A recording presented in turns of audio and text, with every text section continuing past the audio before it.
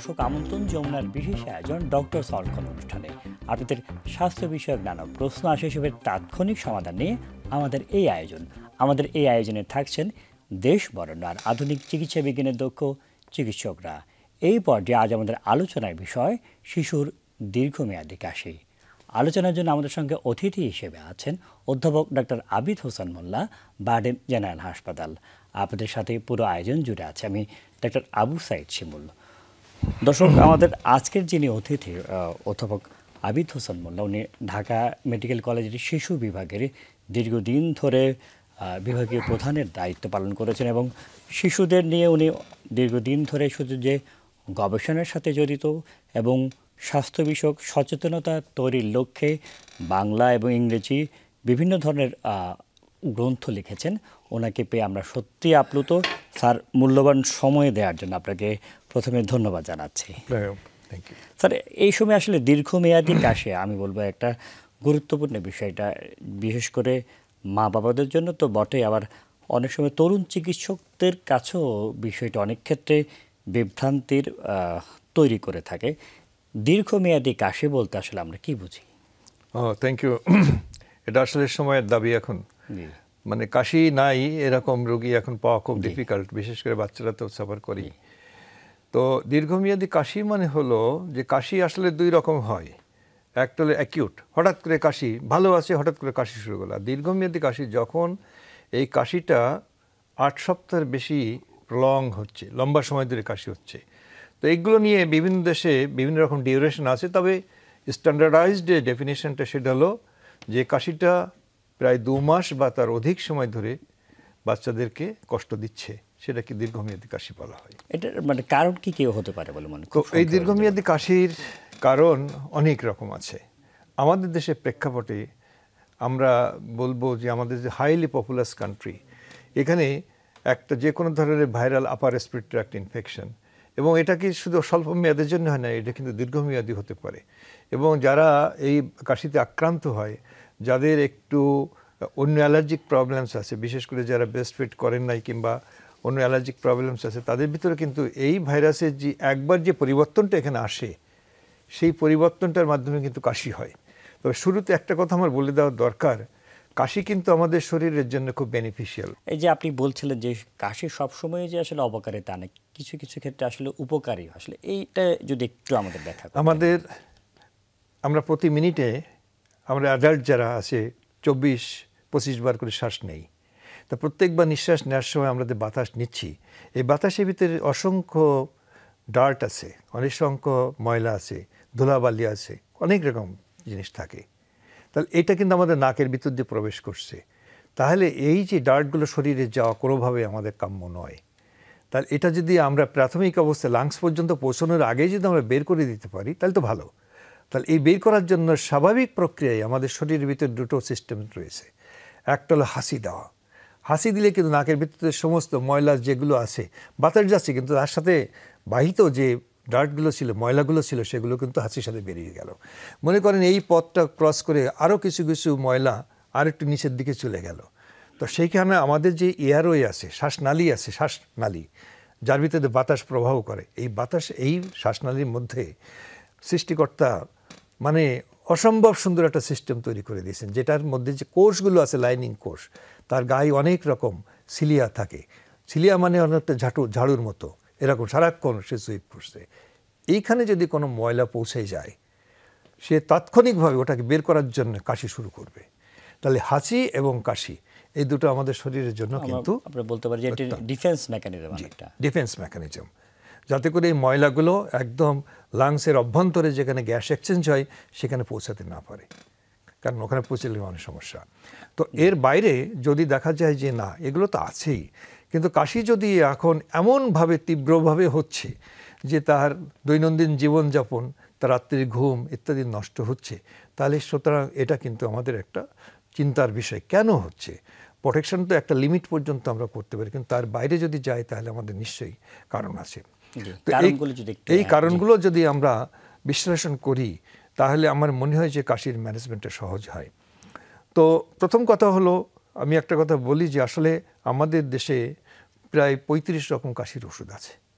যে কাশিগুলো মূলত সব সাপ্রেস করে দেওয়া, কমিয়ে দেওয়া কাশির ইন্টেন্সিটি। কিন্তু আসলে কেন কাশি হচ্ছে সেই জায়গাটা যদি আমরা একই সাথে বের করে তার জন্য সুনির্দিষ্টভাবে ম্যানেজমেন্ট দিতে পারি, চিকিৎসা দিতে পারি, তাহলে যে আক্রান্ত মানুষটা তার জন্য সুবিধা হয়। তো একটা জিনিস হলো, বেশিরভাগ ক্ষেত্রে যে কাশি যেটা হয় সেটা হলো আমাদের শ্বাসনালীর উপরের দিকে, আপার রেসপিরেটরি ট্র্যাক্ট বলি আমরা যেখানে, সেই সমস্ত জায়গায় কোনো প্রদাহ, ভাইরাসের মাধ্যমে প্রদাহ, যেটাকে ভাইরাল ইনফেকশন বলে, viral upper respiratory tract infection. এখানে প্রদাহ সৃষ্টি হয়, এখানে যে শ্বাসনালীটা আছে সেখানে কিছু পানি জমে ইডিমা সৃষ্টি হয়, এবং সেখানে যে ইরিটেশন হয় সেই ইরিটেশনটাই হলো কাশি। তো আমরা আবার বলি যে কাশির উৎপত্তি কিন্তু ওই শ্বাসনালীর ভিতর থেকে, নাকের থেকে শুরু করে ন্যাজোফ্যারিংস আছে যেটা নাকের পিছনে, তারপরে ল্যারিংস আছে, এই সমস্ত জায়গায় কিন্তু ইরিটেশন হয় সেই কাশির জন্য বেশিরভাগ ক্ষেত্রে। তো সেটা সাধারণত 2 মাস 3 মাস এরকম থাকে না, তার আগেই কিন্তু আস্তে আস্তে এই জায়গাগুলো ভাইরাল ইনফেকশন ইমপ্রুভ করলে কিন্তু এটা আস্তে আস্তে অটোমেটিক্যালি ভালো হয়ে যায়। এই সময় যদি আমরা শুধুমাত্র এই জায়গার সুদিং এফেক্টের জন্যে আমরা যদি একটু গরম পানি দেই বাচ্চাদের, একটু লেবুর রস মিশ্রিত পানি দেই, একটু হালকা লিকারে চা দিয়ে দেই, এই গরম পানির প্রভাবে কিন্তু অধিকাংশ কাশি ভালো হয়ে যায়। ঠিক আছে? এবং এর সাথে আমরা বলি, প্রমোট করি যে আপনারা যে সমস্ত ফলমূলগুলোর মধ্যে ভিটামিন সি আছে, যেমন এখন মাল্টা পাওয়া যায়, কি কমলা লেবু পাওয়া যায়, অথবা লেবুর রস দিয়ে যদি আমরা দিই তাহলে কিন্তু অনেক সময় উপশম হয়ে যায়। সাধারণভাবে কোনো ওষুধপত্র দেওয়া লাগে না। এবং আমি আবার বলছি যে আমরা কাশিটাকে সাপ্রেস করে দিতে চাই না। দ্বিতীয় যে জিনিসটা হলো, এই শ্বাসনালীর ভিতরে আরেকটা, দুটো বড় রোগ আছে, তার ভিতরে একটা হলো অ্যাজমা। এবং আপনি শুনে মানে আশ্চর্যই হবেন যে সাম্প্রতিক সময়ে বাংলাদেশ শিশুদের ভিতরে অ্যাজমার যে দেশব্যাপী যে গবেষণাটা হয়েছে সেখানে দেখা যাচ্ছে 8.3%, অর্থাৎ প্রতি 100 জন বাচ্চার ভিতরে 8 জনেরও বেশি বাচ্চা অ্যাজমাতে ভুগছে। তো সুতরাং এই জিনিসটা কিন্তু আমাদের দেশের জন্য একটা বিশাল সমস্যা।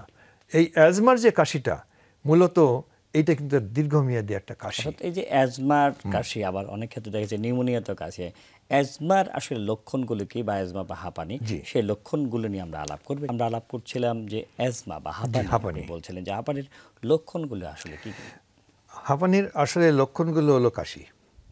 এই দিনের বেলায় কাশি, রাত্রেবেলায় কাশি, ঘুমের মধ্যে কাশি, এবং কাশতে কাশতে বাচ্চা ঘুম ভেঙে যাচ্ছে, ঘুমাতে পারছে না। এটি হলো অ্যাজমার মেইন সিমটম। কখনো কখনো যদি অ্যাজমার তীব্রতা বেশি হয় তাহলে এই কাশির পাশাপাশি তার শ্বাসকষ্ট হয়, ওয়ার্ক অফ ব্রেদিং বেড়ে যায়, শ্বাসকষ্ট হয়। তাহলে একটা হলো কাশি আর একটা হলো শ্বাসকষ্ট, এবং শুধু একবার হয় না, বারে বারে হয়। এইটি হলো অ্যাজমার নেচার। এবং অনেক ক্ষেত্রে দেখা যায় এটা অনেকটা অ্যালার্জি রিলেটেড, বাচ্চাদের অথবা যে আক্রান্ত হচ্ছে তার একটা অ্যালার্জি রিলেটেড, এবং একই সাথে কিন্তু আরও কিছু কিছু উপসর্গের সাথে থাকে এই দুটো লক্ষণের সাথে। যে একটা আক্রান্ত বাচ্চা সারা বছর নাক দিয়ে পানি পড়ে, যেটাকে বলে আমরা অ্যালার্জিক রাইনাইটিস। অনেক সময় দেখা যাবে যে তার চোখটা আনইউজুয়ালি লাল, অ্যালার্জিক কনজাংটিভাইটিস। কারো কারো শরীরের ভিতরে অ্যাজমা সাথে এক্সিমা থাকে। তো এইরকম যে অ্যালার্জিক ম্যানিফেস্টেশনগুলো কিন্তু অনেক সময় অ্যাসোসিয়েটেড থাকে। অনেক সময় দেখা যায় যে বাড়ির অন্যান্য ক্লোজ রিলেটিভস, ভাই বোন অথবা বাবা মারও অ্যাজমাতে সাফার করছে, তো সেই রকম একটা কজাল রিলেশনশিপ থাকে।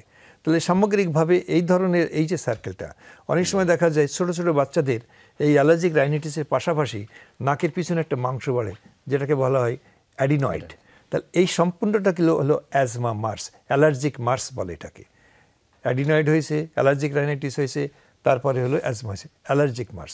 তো এই অ্যালার্জির প্রভাবে কিন্তু এই তিনটা জিনিস যদি একসাথে থাকে তাহলে আমরা এই কাশির এটিওলজি, অর্থাৎ কাশির কারণটা হিসেবে কিন্তু আমরা অ্যাজমাকে করতে পারি। আর একটা জিনিস হয়, আমি এখানে একটু বলি যে এই কাশিটা কমানোর জন্য যদি কোনো বাচ্চাকে সালবোটামল জাতীয় ওষুধে দেওয়া হয় মুখে, অথবা আমাদের যে নেবুলাইজেশন অথবা ইনহেলারের মাধ্যমে, তাহলে কিন্তু খুব ড্রামাটিক্যালি কমে আসে। তাহলে এই যে থেরাপিউটিক রেসপন্স, এটাও কিন্তু অ্যাজমার সম্ভাবনা এবং তার ডায়াগনোসিসের জন্য খুব কার্যকরী। এটা স্যার, এই যে তিনটার ফর্মের কথা, ইনহেলার বা নেবুলাইজেশন বা ওরাল, এটা আসলে কোনটা বেশি কার্যকর বা কোনটা কখন দেয়া হয়? এটার ভিতরে সমস্ত দুনিয়াব্যাপী এখন এই যে সালবোটামল জাতীয় ওষুধটা কিন্তু ইনহেলারের মাধ্যমে দেওয়াটা সবথেকে গ্রহণযোগ্য। একটা সময় ছিল ইনহেলারের মাধ্যমে না দিয়ে নেবুলাইজেশনের মাধ্যমে দেওয়া হতো। কিন্তু এই নেবুলাইজেশনের মাধ্যমে নেবুলাইজেশন দিলে পরে এখানে অনেক রকম পার্টিকেলস তৈরি হয়, তার কিছু কিছু চোখের মধ্যে চলে যায়, এবং এটা নিয়ে রিপোর্ট হয়েছে বলে এখন মানে আমাদের যেটা world regulatory bodies of asthma, তারা রিকমেন্ড করছে যে আমরা আস্তে আস্তে আমরা ইনহেলারের দিকে চলে যাই। আর দ্বিতীয় হলো ওরাল ফর্মে সলবোটামল দেওয়াটাকে ডিসকারেজ করা হয়, কারণ তাতে মানে কাজ শুরু করতে অনেক দেরি হয়, এর সাইড এফেক্টস অনেক বেশি। সেই জন্যে মোদ্দা কথা হলো আমরা ইনহেলেশন ফর্মে দেব, প্রিফারেবলি আমরা ইনহেলারের মাধ্যমে। ছোট শিশুদের ক্ষেত্রে আসলে কিভাবে দেয়া? আমরা ছোট শিশুদের মাধ্যমে আমরা মাস্ক আছে আমাদের কাছে, যেটা বলে স্পেসার বলি, স্প্রের সাথে ট্যাগ করে আমরা দিতে পারি। আচ্ছা, অনেক ক্ষেত্রে যেটা হয়, খুব ছোট শিশু, 2 বছরের কম বয়সী শিশু দেখা যাচ্ছে কয়েক মাস পর পরে তার সর্দি কাশি লেগে আছে, সেটার আসলে কারণ কি? 2 বছরের বয়সের শিশু যেটা আছে, অ্যাজমার মতো আরেকটা প্রবলেম হয়, সেই প্রবলেমের হলেও পরে তার কারণ কিন্তু এখানে ভিন্ন, সেটাকে বলে ভাইরাল ব্রঙ্কিওলাইটিস। যে ব্রঙ্কিওলাইটিসটা সেটাও কিন্তু আমাদের শ্বাসনালীর একটা সমস্যা। তাহলে এই ব্রঙ্কিওলাইটিস হলো 2 বছরের কম বয়সী বাচ্চাদের হয়। শুরুটা হয় কিন্তু আপনার নাক দিয়ে পানি পড়ছে ঠান্ডা, তাহলে তারপরে দেখা যায় তার হঠাৎ করে কাশি শুরু হয়ে গেছে, তারপরে তার শ্বাসের মানে শব্দ হচ্ছে, শো শো আওয়াজ হচ্ছে, এবং কখনো কখনো দেখা যায় বুকটা ডেবে যাচ্ছে। এই জ্বর জারি তেমন কিছু থাকে না। তুলনামূলকভাবে এই সমস্ত বাচ্চাগুলো কিন্তু একটু হাসি খুশি থাকে, এবং বাচ্চারা খাওয়া দাওয়া করছে, কোনো খেলাধুলো করছে, তাহলে হাসি থাকে, এবং এখানে বাঁশির মতো যাওয়া যায়, যেটা শব্দ হয়, এবং প্রচণ্ড কাশি। এই ধরনের কম্বিনেশন যদি হয়, তাহলে সামগ্রিকভাবে আমাদের অভিভাবক যারা আছেন তারা কিন্তু এটাকে আইডেন্টিফাই করতে তাদের জন্য সুবিধা হয়। এবং এক্ষেত্রে অনেক সময় আমরা দেখেছি যে সমস্ত বাচ্চারা জীবনের প্রথম থেকে বুকের দুধ থেকে বঞ্চিত হয়েছে, তাদের ভিতরে এটার প্রকোপ কিন্তু অনেক বেশি। খুব সুন্দরভাবে বলছেন স্যার। এই যে আমরা অ্যাজমা নিয়ে আলাপ করছিলাম, অ্যাজমার ক্ষেত্রে আসলে ঘরোয়াভাবে কি কি নিয়মগুলো আসলে আমাদের মানতে হবে, এটা অনেক ক্ষেত্রে দেখা যাচ্ছে আমরা জানি, কিন্তু খুব বিস্তারিতভাবে আমরা আলাপ করতে চাইছিলাম যে অ্যাজমা হলেই দেখা যাচ্ছে নিয়ম কারণের অনেক সময় বিষয় রয়েছে। অনেক ক্ষেত্রে আমরা বলে থাকি যে ধুলাবালি, মশার ঘর, এগুলো থেকে এড়িয়ে চলবেন, কিছু নিয়ম কারণ মেনে চলবেন, ঠান্ডা থেকে দূরে থাকবেন। তবুও অনেক সময় দেখা যাচ্ছে যে অনেক ক্ষেত্রে এই নিয়মগুলো ঠিকমতো মেনে চলছে না। ইনহেলারের ক্ষেত্রে একটু আমি জানতে চাইছি যে ইনহেলার দেওয়াটা আসলে কতটুকু ক্ষতিকর বা কতটুকু উপকারী আছে? আমরা থ্যাংক ইউ, এটা খুবই গুরুত্বপূর্ণ প্রশ্ন।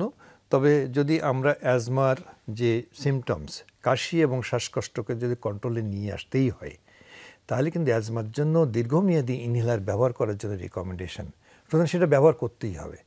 এবং যত রকম ওষুধপত্র আমরা অ্যাজমার জন্য আমাদের আছে, তার ভিতরে নাম্বার 1 হলো ওই ইনহেলার, এবং এই ইনহেলারটা কিন্তু রেগুলারলি ব্যবহার করে যেতেই হবে। এবং এটা শরীরের জন্য কোনো অপকারিতা নাই, কোনো সাইড এফেক্টসও নাই, এবং অনেক দীর্ঘমেয়াদী সমানকে আমরা এখানে ইনহেলড স্টেরয়েড ব্যবহার করি। এটি নিয়ে অনেকে প্রশ্ন করেন যে এই স্টেরয়েড ব্যবহার করার ফলে বাচ্চার কোনো ক্ষতি হবে কিনা। সাধারণভাবে না, কারণ আমরা যে পরামর্শ দেই, একবার ব্যবহার করার পরে তাকে আমরা বলি যে বাচ্চাটা কুলি করতে পারে, অথবা একটু পানি খেয়ে ফেললো, কারণ মুখের ভিতরে অনেক সময় ফাঙ্গাল ইনফেকশন হয়। অনেকে আবার একটু ডাউট করেন যে এটা দীর্ঘমেয়াদী তার লেন্থ একটু কমে যাবে কিনা। তবে একটা জিনিস হলো যে কিছু কিছু গবেষণায় আসছে যে লেন্থ খুবই নগণ্য, হয়তো একটু কমে, কিন্তু সেটা অনেক দিন ধরে ব্যবহার করবে, কিন্তু সামগ্রিকভাবে বাচ্চার ভালো থাকার স্বার্থে সেটা আসলে খুবই নগণ্য। আচ্ছা, এই দীর্ঘমেয়াদী কাশিতে একটা কমনগুলো আর কি কি আসলে কারণে দীর্ঘমেয়াদী কাশি হতে? তো আরও কয়েকটা জিনিস আছে, যেমন হলো পোস্ট নাজাল ড্রিপ। এবং পোস্ট নাজাল ড্রিপটা কি?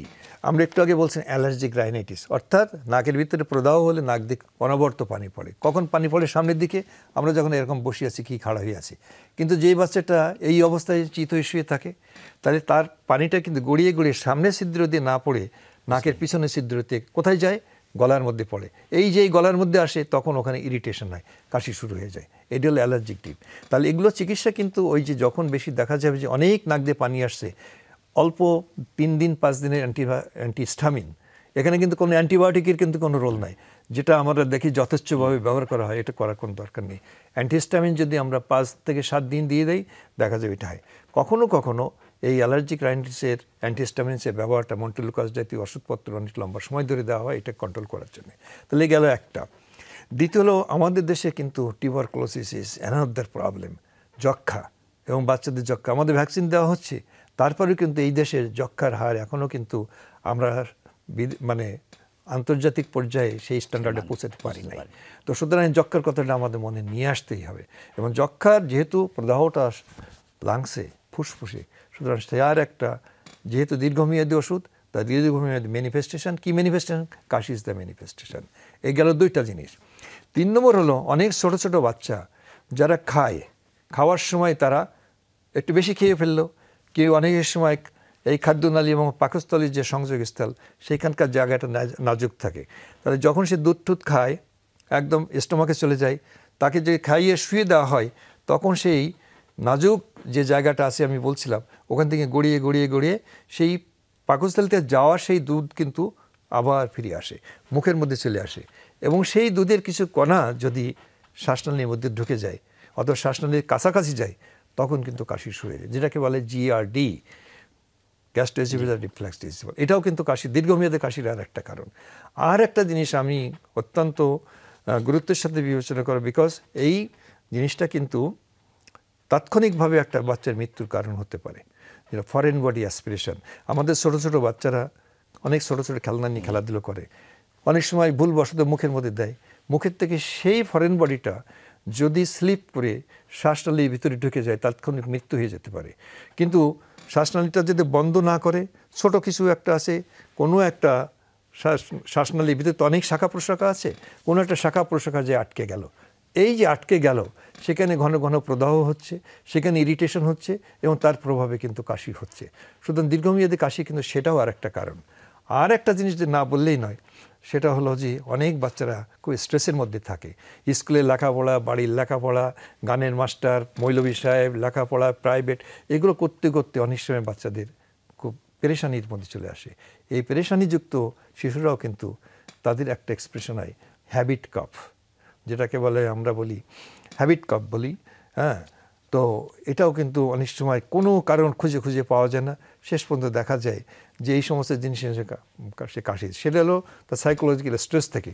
আর কারণ ওদের টিক্স বলে, যেটা টিক্স, যে কেউ এই বসে আছে এই হাত নাড়াচ্ছে, এটা তার অভ্যাস, কেউ এরকম করছে, কেউ এরকম করছে, এটা তার অভ্যাস।